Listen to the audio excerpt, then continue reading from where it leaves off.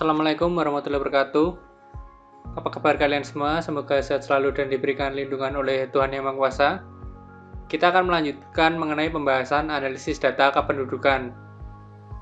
Jadi kemarin kan bagian pertama, nah ini bagian keduanya. Kemarin kita sudah membahas mengenai komposisi penduduk berdasarkan kriteria biologisnya kan. Di kesempatan ini kita akan membahas sisanya yaitu kriteria sosial, ekonomi, geografi, serta kepadatan penduduk dan faktor-faktornya. Kita mulai saja dari kriteria sosial. Komposisi penduduk berdasarkan kriteria sosial. Komposisi penduduk juga dapat disusun berdasarkan kriteria sosial. Kriteria sosial yang digunakan untuk menyusun komposisi penduduk yaitu tingkat pendidikan dan status perkawinan. Kira-kira dari tingkat pendidikan, bagaimana komposisi penduduk bentuknya? Jadi komposisi penduduk berdasarkan tingkat pendidikan dapat dibedakan seperti berikut ini. Jadi ada penduduk yang tidak sekolah, tamat SD, tidak tamat SD, tidak tamat SMP, lulusan SMP, tidak tamat SMA, lulusan SMA, hingga lulusan perguruan tinggi. Dari tingkat pendidikan penduduk pada suatu wilayah dapat dianalisis untuk memperoleh perhitungan angka melek huruf.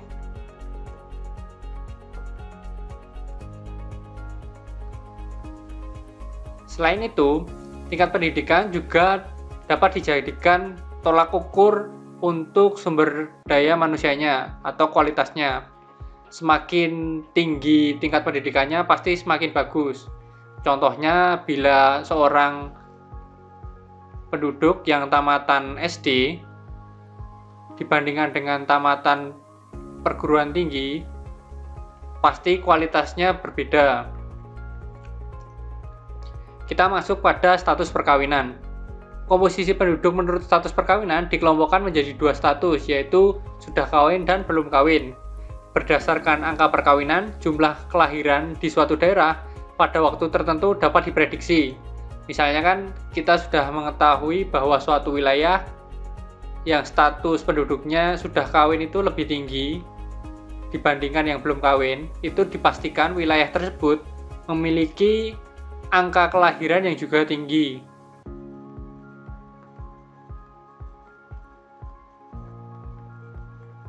Nah, dari angka kelahiran yang tinggi ini juga dapat dianalisis untuk pertumbuhan penduduk.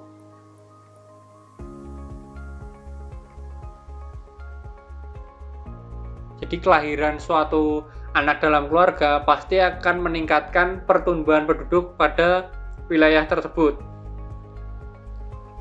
Itu tadi komposisi penduduk berdasarkan kriteria sosial. Berikutnya, komposisi penduduk berdasarkan kriteria ekonomi. Kondisi perekonomian masyarakat dapat digunakan untuk menyusun komposisi penduduk. Kriteria ekonomi yang digunakan dalam penyusunan komposisi penduduk sebagai berikut. Yang pertama ada jenis mata pencaharian. Penduduk dapat dikelompokkan berdasarkan jenis mata pencaharian.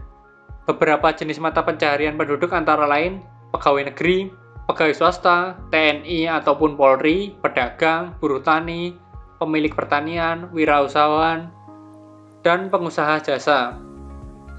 Selain itu juga masih banyak mata pencaharian yang lain yang mungkin di era digital ini bermunculan mata pencaharian baru.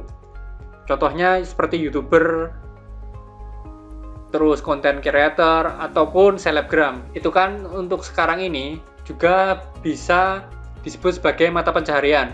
Berdasarkan pengelompokan tersebut, jenis mata pencaharian yang dominan di suatu daerah dapat diketahui. Selain itu, dapat diketahui tingkat kemakmuran penduduk. Makin beragam jenis mata pencaharian, kemungkinan makin tinggi tingkat kemakmuran penduduk tersebut. Seperti halnya di perkotaan, itu kan lebih heterogen dibanding pedesaan.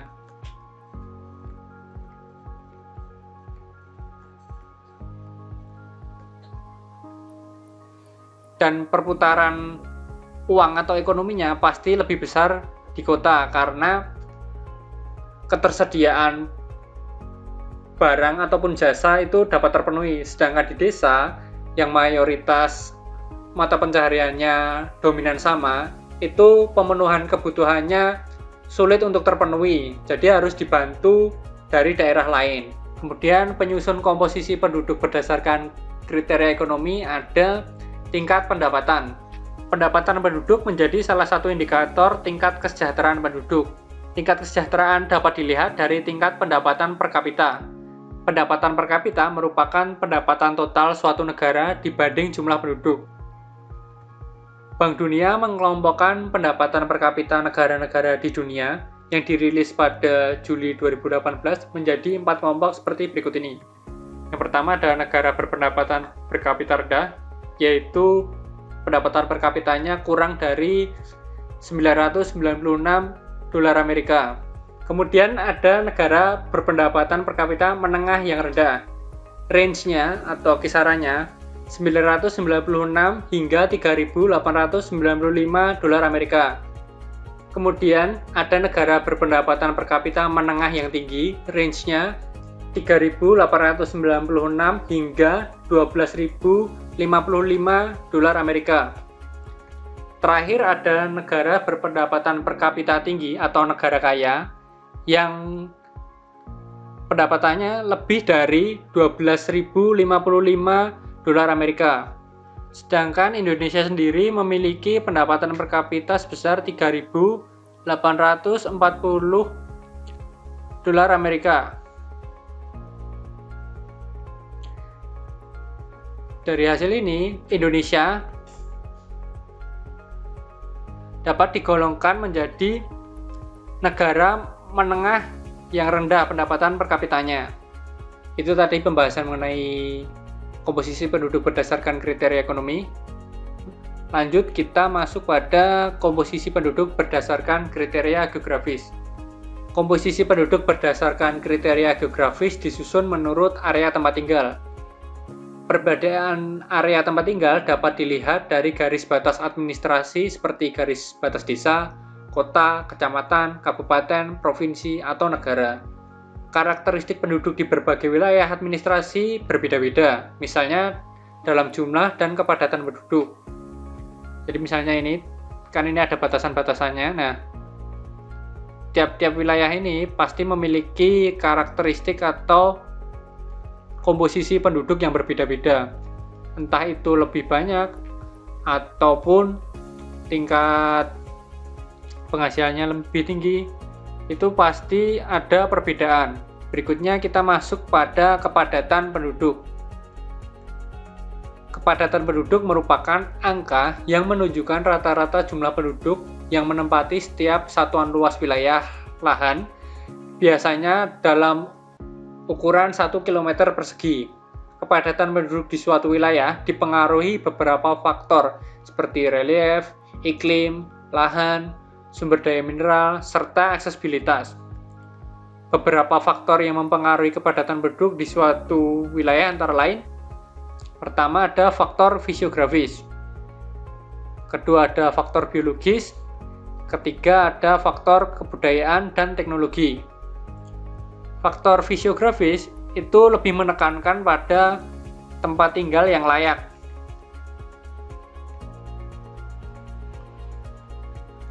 Seperti halnya strategis dalam artian misalkan kita bekerja di kota, paling tidak kita dekat di pinggiran kotanya.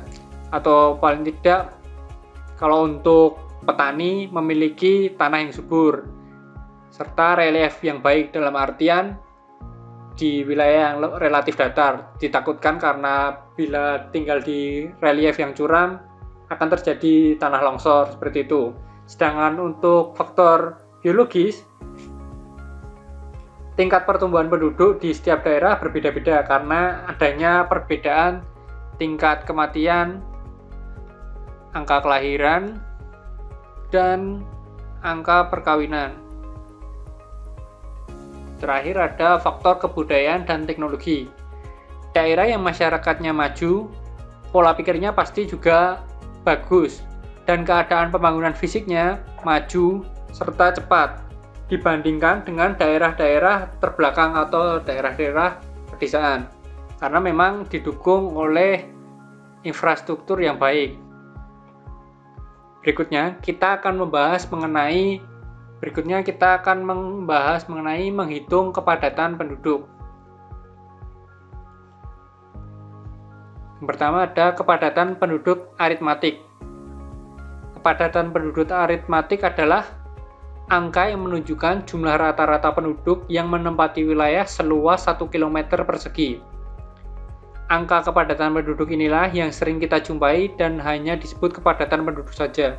Jadi kalau kalian sering menemui kepadatan penduduk, ya maksudnya kepadatan penduduk aritmatik ini. Rumus yang digunakan untuk menghitung kepadatan penduduk seperti berikut ini. Kepadatan penduduk aritmatik sama dengan jumlah penduduk suatu wilayah, satuannya biasanya jiwa, dibagi luas wilayah dengan satuan kilometer persegi. Masuk ke contoh soal. Desa Cokroadem memiliki jumlah penduduk 500 jiwa. Luas wilayah Desa Cokroadem yaitu 100 km persegi. Lalu, berapa kepadatan penduduk Desa Cokroadem? Kita masukkan tadi kan tinggal dibagi saja ya. Jadi jumlah penduduknya 5.000 dibagi 100. Semuanya 50 ya. Jadi setiap 1 km persegi luas lahan terdapat 50 penduduk. Dalam artiannya 1 km persegi di Desa Cokroadem rata-rata bisa dihuni oleh 50 penduduk. Seperti itu. Kemudian masuk pada kepadatan penduduk agraris. Kepadatan penduduk agraris adalah jumlah penduduk yang bermata pencaharian petani tiap-tiap kilometer persegi lahan pertanian. Rumus yang digunakan untuk menghitung kepadatan penduduk agraris sebagai berikut. Kepadatan penduduk agraris sama dengan jumlah penduduk yang bermata pencaharian sebagai petani dalam satuan jiwa dibagi luas lahan pertanian yang ada dengan satuan kilometer persegi. Kita langsung saja masuk pada contoh soalnya. Desa Sukodadi memiliki jumlah penduduk sebanyak 2.800 jiwa. Dari jumlah penduduk tersebut, sekitar 2.400 penduduk bermata pencaharian sebagai petani. Luas lahan pertanian di Desa Sukodadi mencapai 120 km persegi. Berapa kepadatan penduduk agraris di desa tersebut? Jadi yang kita masukkan hanya jumlah penduduk bermata pencaharian sebagai petani saja ya. Yang total penduduknya ini tidak. Langsung kita masukkan saja. Tadi kan jumlah penduduk petani itu 2.400 dibagi 120. 12 2 1 mana 20.